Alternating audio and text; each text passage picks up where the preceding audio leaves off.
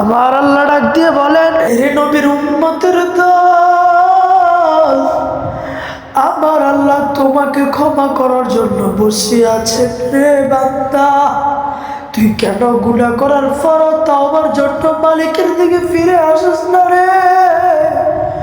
আবার আল্লাহ কোরআনে বলেন, তুবু ইলাল্লাহ, তুবু ইলাল্লাহি তাওবাতান নাসুহা আসা রাব্বুকুম আইয়ারহামাকুম ওয়া ইন উদতুম উদনা।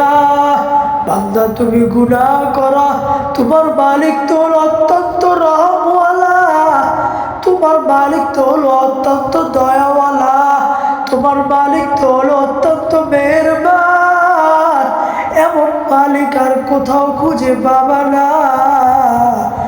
এই মালিক তোমাকে ক্ষমা করার জন্য সদা সর্বদা বসে থাকে।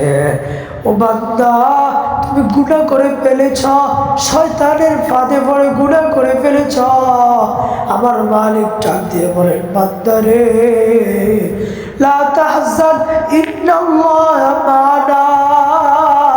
ও বান্দা, তুই হতাশ হইস না, আমি আল্লাহ আছি তোকে ক্ষমা করার জন্য।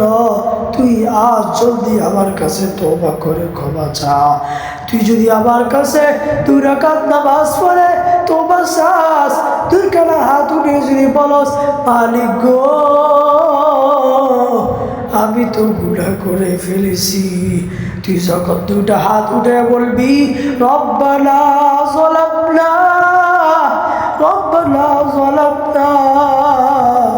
আনফুসানা ওয়া ইল্লাম তাগফির লানা ওয়া তারহামনা লানাকুনান্না মিনাল খাসিরিন। ও মালিক, আমি তো আমার নিজের প্রতি জুলুম করেছি। ও মালিক, আমি তো গুনাহ করতে করতে আমার আত্মাকে, আমি তো গুনাহ করতে করতে আমার নফসের উপর জুলুম করে ফেলেছি। ও মালিক, তুমি আমাকে ক্ষমা করে দাও না। ও মালিক, তুমি আমাকে ক্ষমা করে দাও। মালিক, তুমি যদি আমাকে ক্ষমা করে দাও, তোমার তো কোনো ক্ষতি হবে না। ও বান্দা, যদি এভাবে ডাক দিয়ে আবার মাওলাকে যদি ডেকে ডেকে বলতে পারো, তুমি বান্দা, তুমি যতই পাপী হও না কেন, আমার মালিক তোমাকে নিশ্চিত ক্ষমা করে দেবে।